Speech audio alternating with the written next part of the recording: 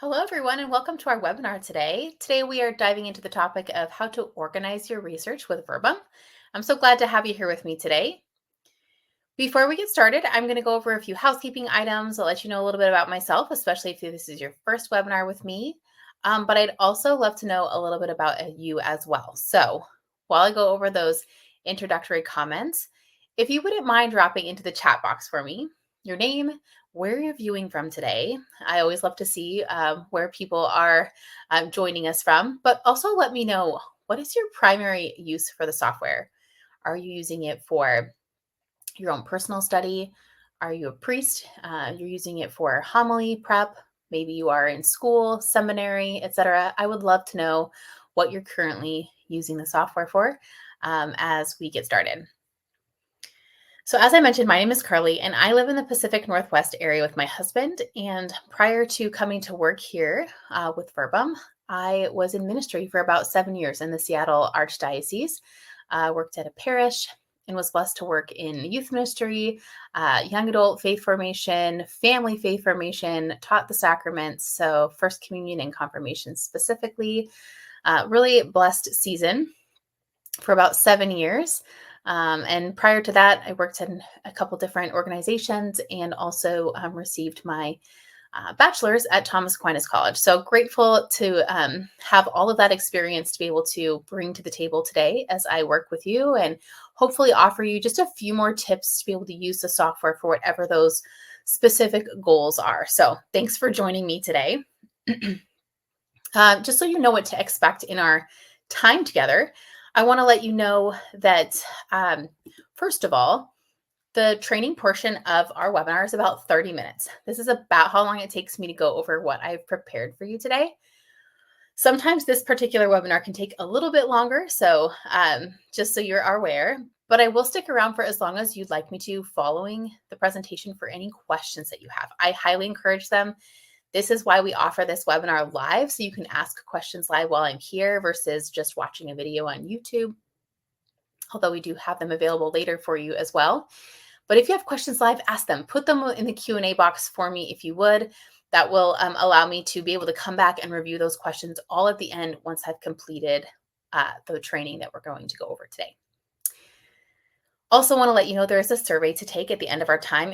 You can see it there linked to the top of your chat box. You can click that at any time if you have to leave early today, but your survey responses are really essential to us, ensuring that not only I'm continuing to provide quality and helpful content, but also to let us know that this content is valuable to you. So if it's valuable, if you want me to continue to offer these webinars, I would just ask that you would complete that survey so that we have some solid information just to know that we're serving you well and want to make sure that we're continuing to provide content that's going to be helpful to you. The very last thing before I take a look and see who we have here with us today is I want to let you know that this webinar is being recorded. So you'll receive a recording by email in just a few hours after we conclude today. You'll be able to rewatch that recording at that time, and you can pause and play and practice with your software open at the same time. So my recommendation is to you this first time through, this is what I've heard from other customers as the most beneficial, is to just watch it this first time through. Don't try to follow along with your software. I don't move at a pace for you to easily follow along with it unless you know the software really well already. So I want to just encourage you to sit back and relax, knowing that you'll have that recording in hand. You can rewatch it, pause, and play and practice with that open. So those are my recommendations to you.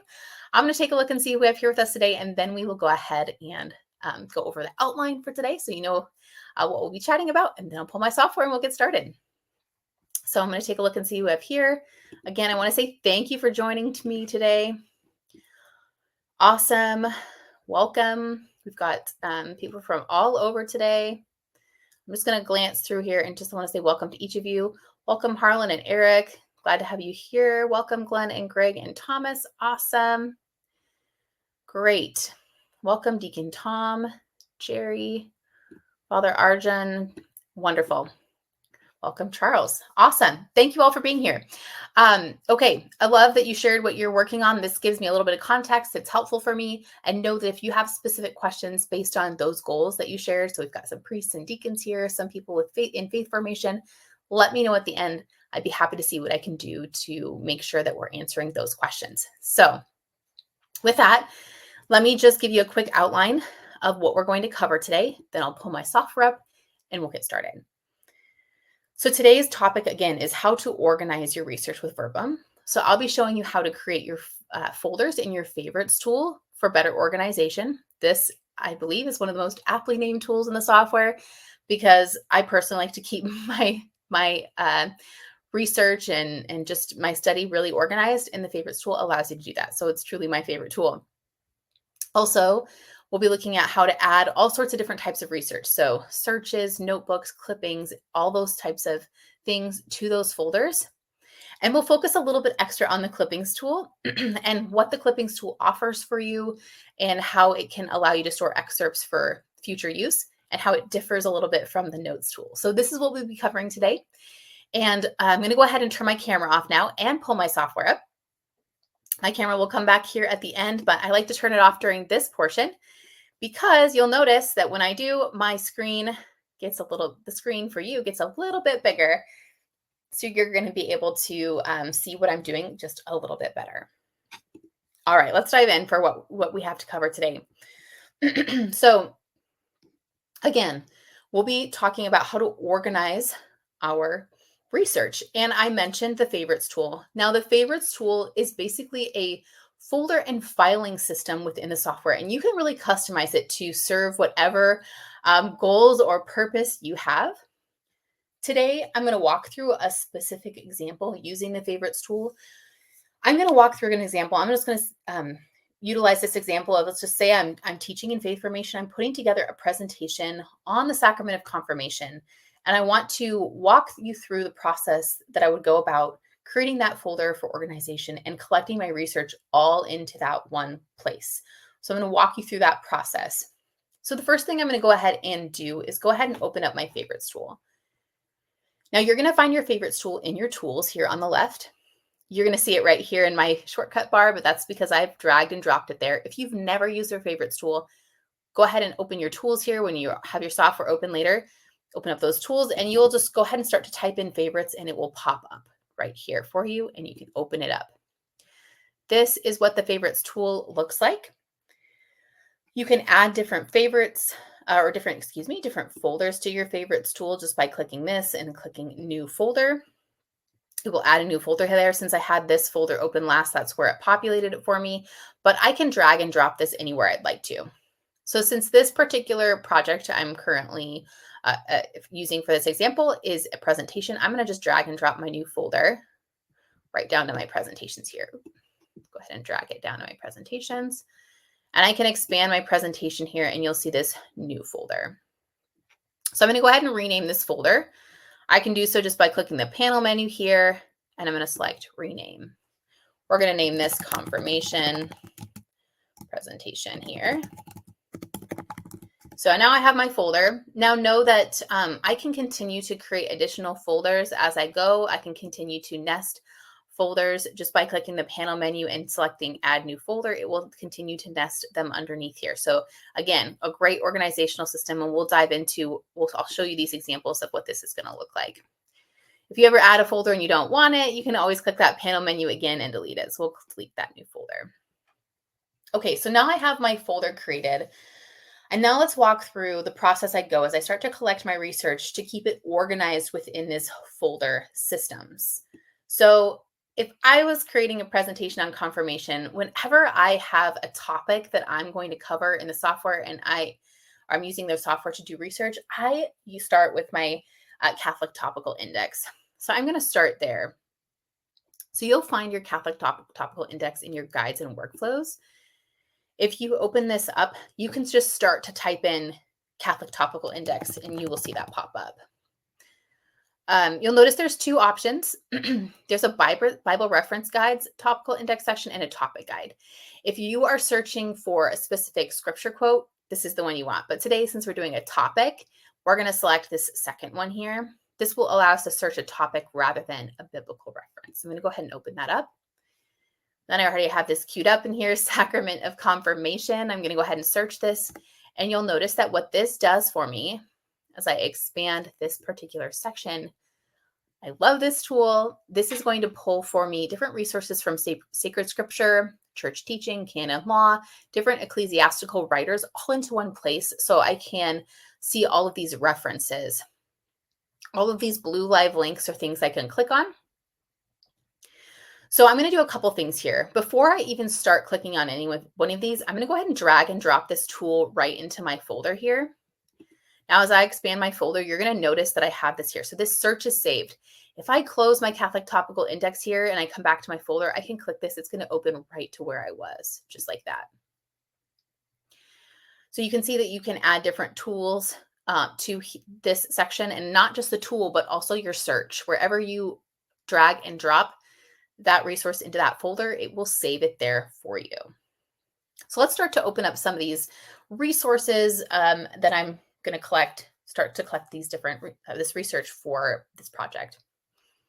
So first of all, I know in Acts, we have the instance where the Holy Spirit comes upon the apostles.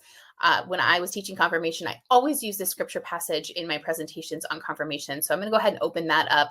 I know I'm going to want to revisit parts of this. Maybe I'll take some highlights and some notes on this later. I'm going to keep that open for the moment, but I'm also, before I do anything, I'm going to drag and drop that right into this folder as well. So as I expand that, you'll notice this is going to open this back up for me because I want to save this just in case I close it, or just to remind me that this is an important scripture reference I want to reference, or passage I want to come back to. I can open up the catechism on the Sacrament of Confirmation here too. Does the search for me. I don't have to open up the catechism independently from scripture. This is, again, why I love the Catholic Topical Index. So I can open this up here, and I can find different sections of the catechism, relevant sections that I may want to use in my presentation. Again, I'm going to go ahead and drag and drop this over to my folder.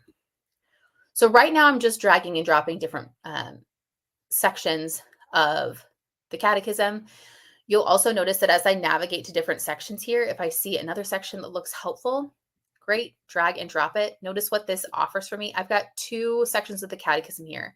So even though it's only one resource, right, it's going to navigate immediately and directly to the section that I am currently on when I dragged and dropped it over there. So this can be really helpful.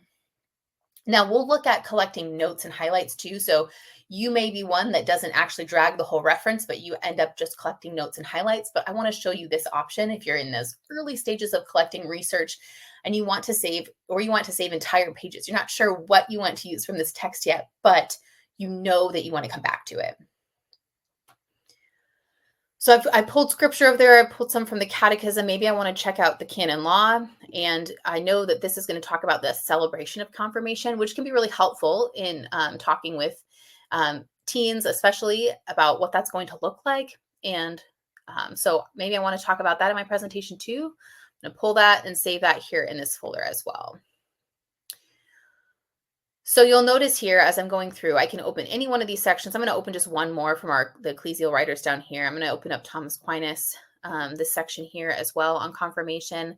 And again, as I'm going through, I'm going to be more discerning in my research here. Currently, I'm just doing a demonstration, so I'm not really reading through the text to discern which sections I want. But as I find sections that I like, I always just like to drag and drop and save.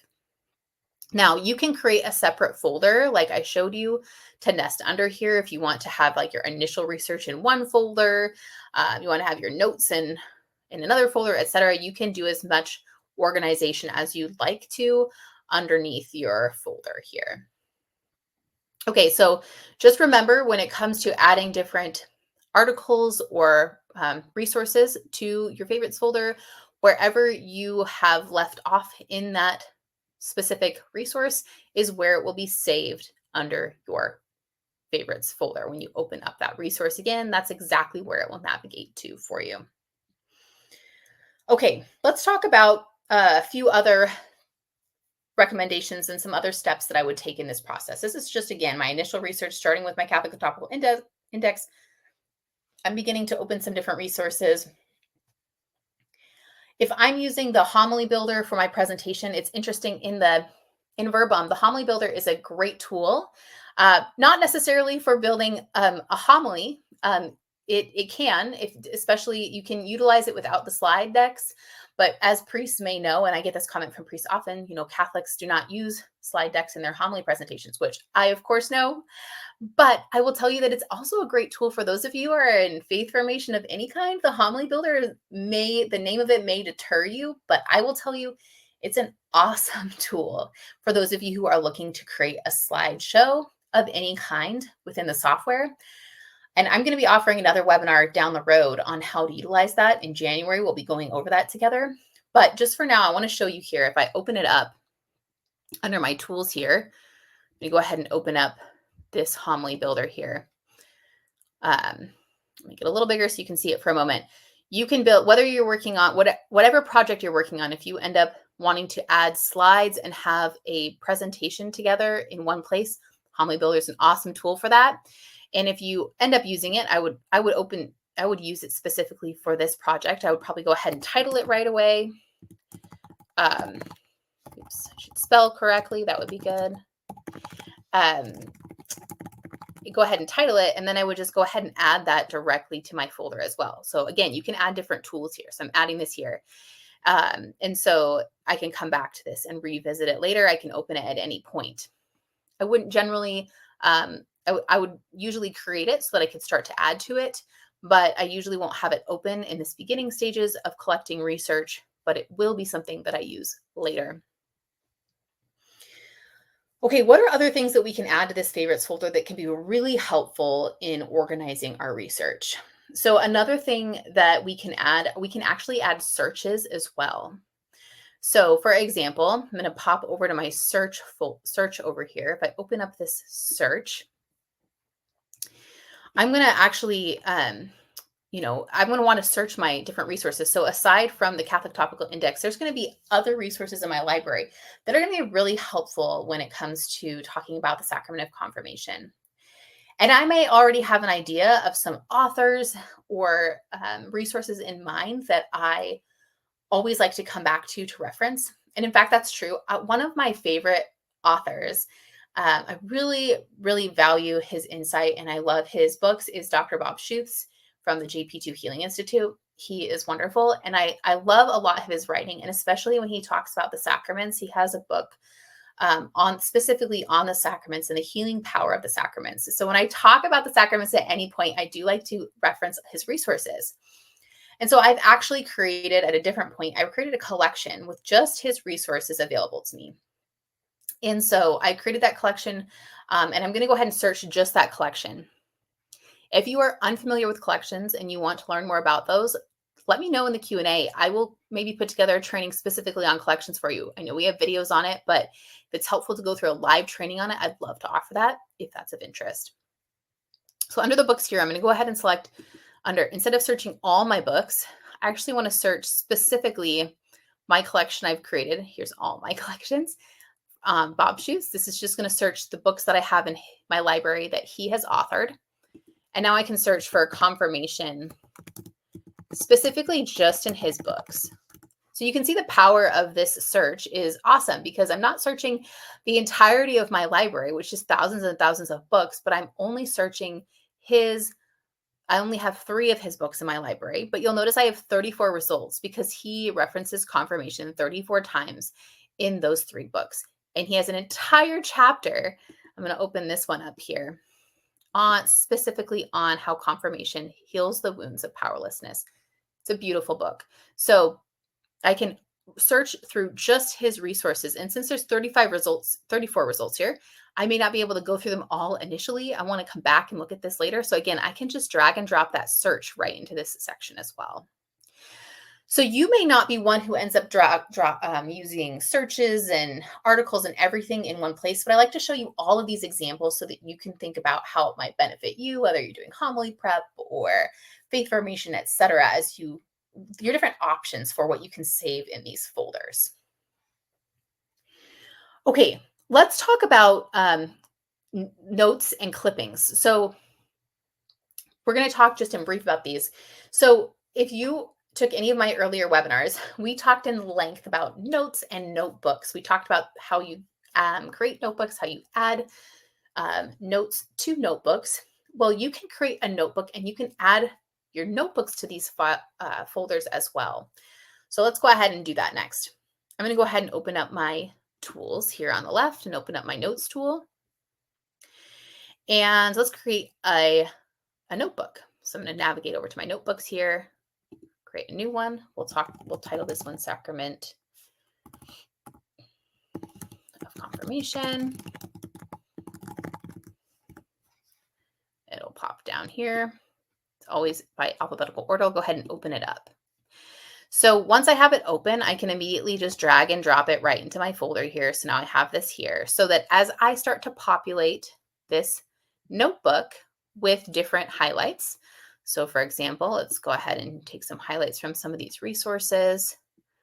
Go ahead and take a highlight there. Notice it starts to populate my notebook here. So if I'm doing research as I'm going through, if I don't want to put the whole article, but there's just a section within here, I'm going to create a notebook and I'm going to go ahead and start to create highlights or notes within that notebook that I can revisit later.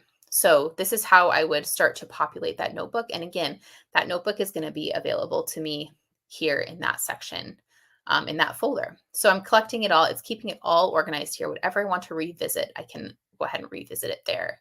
So creating notebooks in this way. And if you missed those earlier trainings on notebooks and notes and you're interested, let me know. I can share how you can access those. So this is how you'd add a notebook to that folder, but you can also add a clippings document. Now, clippings documents are not as well known of a way of collecting research as the notes and highlights are. And I want to talk to you a little bit about the difference between the two. So those of you who've been at the earlier webinars, you know the benefits and all the ins and outs behind notes and notebooks by this point. And you know that as you add a highlight or a note to a resource just like this, it leaves a markup on the text, right? So we can see the icon, we can see the highlighting, depending on if we choose highlight or note and how our settings have been set up. Well, clippings is similar to notes, but it's different. And I want to walk through with you the difference between the two. So clippings is going to allow you to collect research into one place, just like a notebook. However, I like to make the distinction between the two using this example. So with our notes, you see the notations, the highlights, the icons, etc. on the text.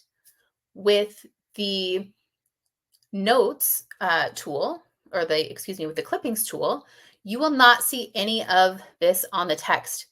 The example I like to use is taking notes actually in your resource or taking notes separate from your resource on note cards on the side, for example. So let me show you what the clippings document looks like. You may like clippings better than notes, or vice versa, or maybe you find a good use for both types of documents. So clippings is available in your documents. So here on the left in our main menu here, we'll go to the documents.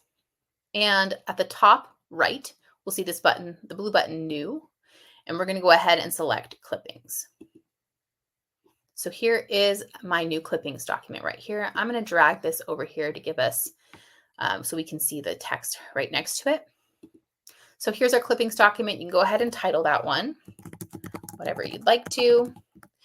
And the clippings document, how you add to a clippings document, you can do so in a couple of ways. You can select the text just like this and just drag and drop it right over to the clippings document. Notice there's no evidence on my original resource that I took anything from this resource. There's no highlight or icon or anything. So I have no idea that I took anything from this resource for my research. So that may be a plus or a minus for you, depending on your goals. So I'm going to do this with a couple more here. I'm going to select, grab, drag, and drop. And you can also add to it just by selecting a text. Selecting the text just like this and selecting add clipping at the top. If you don't want to drag and drop, you can do that as well. So here I've added 3 different clippings to my clippings document. Let's take a look at the clippings document here. The clippings document has a lot of the same functionality as the notes tool, but there are some differences. So first of all, you have them all in one place. So this is very similar to our notebook, right? We have them all in one place here. You can also tag them. So you can add a tag just like you could with your notes. You can add a note here at the bottom if you would wish to. But you'll also notice there's a little info panel here. You can see the bibliographic info and you can copy and paste that if you do need that. So that's a perk of the clippings tool. You can also create a bibliography directly from your clippings tool, and I'll talk about that a little bit next week in my webinar that I'm going to offer on writing. But so there are a few, there's differences, right? You'll be able to see the reference that it was pulled from, and this is, of course, because on the actual reference itself, there's no evidence that you took it from there, and it's not linked to it. So you'd have to click this link to open that reference up, since it's very much separate from the resource itself. So this is what clippings offers for you. It's a different way of collecting your research as you go through. But again, you can decide whether you like one over the other, or maybe you use different ones for different purposes. But I wanted to be able to show you both of those options. But again, clipping documents can also be dragged and dropped and added right to that folder. So you can see that there's lots of options for things that you can add to this folder. And the last thing that I want to show you here is you can also save your project here as you're starting to work on it. You can save it as a layout, and you can also add layouts to your favorites or to your shortcuts bar. So let's walk through that process next, and then I'll go over any questions that you have. And especially if there's anything that I went over today that was confusing or you would like me to go over again, just know that I'm very happy to do that. You can just drop that in the Q&A as we go through. So if I'm working on a project like this, I've been collecting my research together. And of course, once I'm showing you how to organize it, not necessarily how to present it yet. We'll have that in the future. In January, we'll talk about using that homily builder to put a presentation together. But I will tell you that this process of collecting my research, I do like to save a layout for it. So you can go here into the layouts here. And you can, at the top of your layouts here, click Save as Named Layout. So I'm going to go ahead and title this one Confirmation Presentation and hit Enter. Now I can add my layout to this folder if I want to, but actually what I like to do is I like to go ahead and close this, go to my layouts here, and I can either grab my confirmation presentation and add it to my shortcuts bar. But what I actually like to do when I'm working on a project, especially if it's a short-term project, I like to go to my dashboard here and click the plus sign. And I will go ahead and go to layout here. And I'll go ahead and go to my saved layouts towards the bottom. You'll notice I have my confirmation presentation layout here. Let's go ahead and check that box and click add. It adds it right here. So I can go ahead and open this at any time. Notice what it opens. It opens up everything exactly how I saved it last. So wherever I'm at, so I have my clippings tool open here that we just had open, my favorites tool, etc. So I can keep working on this project. Now, just one last tip for you, if you're working on a project and you start to make changes to that layout, or you want it to save wherever you last had it, so that when you close it and reopen it, just make sure that before you close it, when you're done, you can just go to the layouts, find the layout towards the bottom of the list, wherever, oh, here it is, and just select Update to Current Snapshot. This will keep it current for you so that you're always ready to go. And when you open it, it will reopen to that space. So this is what I like to do to keep my research organized, to make sure that I have all of my research in those folders. I can revisit it to keep this layout towards the top here. So if I'm working on a project, or for those of you who are priests who were mentioning working on homilies, as you're working on preparing and pulling research together, I highly encourage saving it as a layout, using that favorites tool to keep things in one place. Last tip that I'll tell you here, I'm going to open my favorites tool one more time. This is just another example of a way you can use this favorites tool, even outside of research. I have a lot of people who tell me they use the notes tool for journaling. for example. So they'll use that as they go through different reflections and journaling. And they keep those journals in notebooks. But a lot of times people have asked me, how can I further organize this? I can title a notebook, but I can't keep a notebook in another notebook and file them. You can use the favorites tool to really organize and use some sort of filing system for anything in the software. So again, this is was one of my favorite tools. You could create a folder specifically called journals and keep them all in one place. So this is just my recommendation to you. It's a great way to organize within the software. And again, you can nest folders under folders under folders. So there's a lot that you can do with this tool to keep it organized and customized exactly the way that you would like to keep it organized. So I hope this was helpful today. If there was anything that was confusing or you'd like me to go over again with you, I would be more than happy to. This is why I love that we do these webinars live. So we'll take some time now to go over those questions that you may have lingering. But before we do, I just want to let you know, for those of you who jumped on late today, I want to let you know that you will receive an email in just a couple of hours with a recording of today's webinar and a link to our other webinars that we're offering in the future. We have one more scheduled for December. And then after that, I will be scheduling more in January. So do stay tuned. And before I leave today, I'll link that up in the chat as well. So you can take a look if you want to register for next week's webinar. Please do take that survey before you leave. You'll see it there at the top of your chat box. You can click it at any time to go ahead and click through those answers. But truly, it would be such a blessing to me to hear from you. And I do want to clarify one of the questions just briefly, since I've had some questions around it.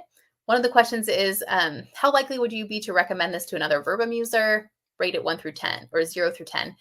I've gotten a few zeros and people say it's because they don't know somebody else with Verbum. I just want to encourage you that whether you know them or not, would it be something you would recommend? Rate it according to that, because we do use those ratings to determine if it's something we want to continue to offer or not. So if it wasn't helpful, please rate it low and tell me. But if it was, just rate it based on if you would recommend it to a Verbum user in general, whether you knew them or not. Just wanted to clarify that a little bit for you. Last but not least, I want to share this phone number with you. It's the 888-918-0768. If you're ever looking to add to your library or talk with somebody about different resources, I highly encourage you to call our library specialist first. They can help you save on costs, and also make sure you tell them you came to the webinar, because sometimes for certain resources, you do get special discounts, and especially for upgrading, you do get a unique discount for upgrading to another level if you're interested in adding something like the homily builder, etc. So save this number. If you'd like to call them at any point, they would be more than happy to help make sure that you get that best pricing. So with that, I'm going to take a look and see what questions we have, and we will continue on. So let's see here. All right, I'm going to jump over to the Q&A, and then I will come back to the chat here. Okay, Glenn asks, will the topical index show resources that you don't have downloaded to the app? So it's going to show any resources that you have in your library. So if you have, it's going to populate with whatever you have in your library. Let me know if that doesn't answer your question, Glenn. Okay, and then let's see here, the next question. I'm going to jump over to the chat. I see some questions came through the chat here. Okay, so I saw a question about how to access the other webinars. So let me grab you the link to our other webinars. You will find, just pulling this up right now, you'll find recordings of all the webinars on this page that I've offered so far. So I'll link it for you, but you'll also find the link to register for my webinar next week.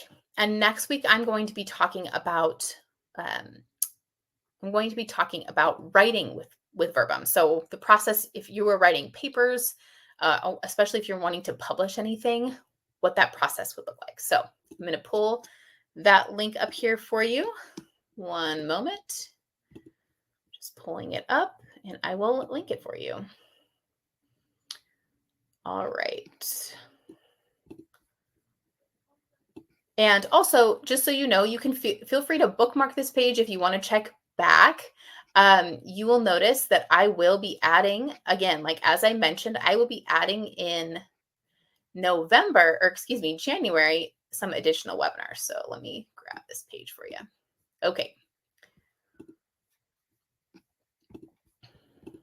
Putting the link here in the chat. Okay, so that will have all the Verbum related webinars. Okay, next question here. Says Homily Builder and saving layouts to favorites was interesting. Like the idea of using the favorites tool for filing wage journal notes. Yes, I'm so glad that was helpful. Yes, and you'll find other ways as well. As you start to play around with it, if you ever want to reach me, feel free to shoot me an email. I am always happy to see what I can do to help answer any questions. So you can reach me at carly.harkins@logos.com. I'll put that here in the chat for you as well. Just know that just depending on volume of questions that come through, and also, you know, I run a number of webinars a week on the Logos and the Verbum side. So just be aware, I will always get back to you, but it may not be immediately. Okay, next question here says, how can the highlights and notes be organized to a folder? For example, for every verse in the book of Ruth, I create and add a note at the beginning of the verse, which makes a small yellow color note slip. Now I want to organize them according to chapter. Okay, this is a good question. So here would be my recommendation to you. If you want to, you can organize in your notes in a couple of different ways. So I'm going to open the notes tool here for a moment. So if you have your notes tool opened and you create a new notebook, I would recommend either you would need to create a different folder for each chapter within a notebook. But if you don't want to do that, this is a better recommendation in my opinion. If you want to have everything in one notebook, you're going to want to go ahead and create that notebook. For example, go ahead and title it Ruth. And when you have it open and you start to collect let me open up the Bible here and show you this briefly.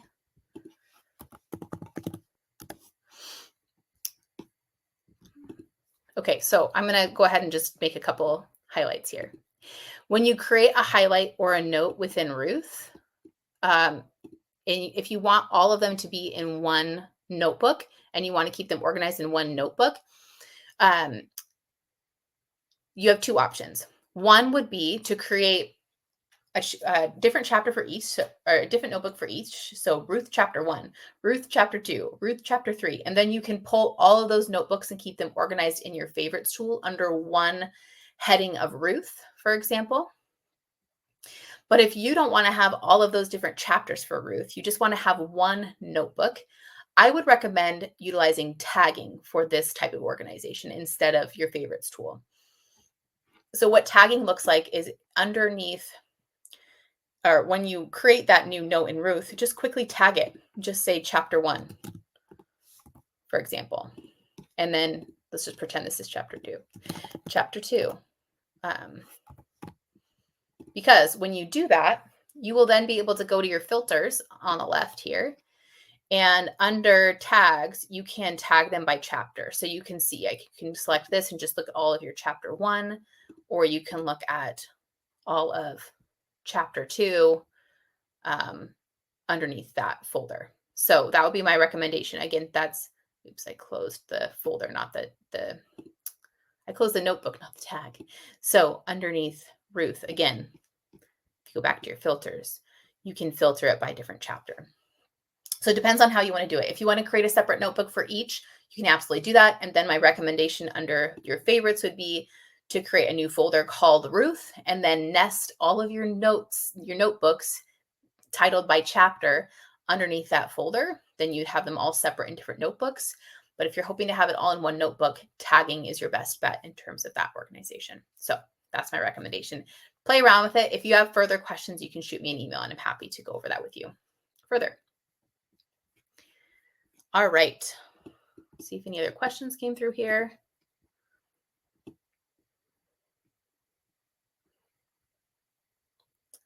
Jerry says, the favorites tool has been a revelation. I have a very limited idea of favorites before today's webinar. Excellent. I'm so glad. I love the favorites tool. And I didn't find it immediately either. So I'm always happy to offer this webinar because it's, I think it's a really helpful and awesome tool. So I'm glad it was a useful webinar for you. Thank you so much for that comment.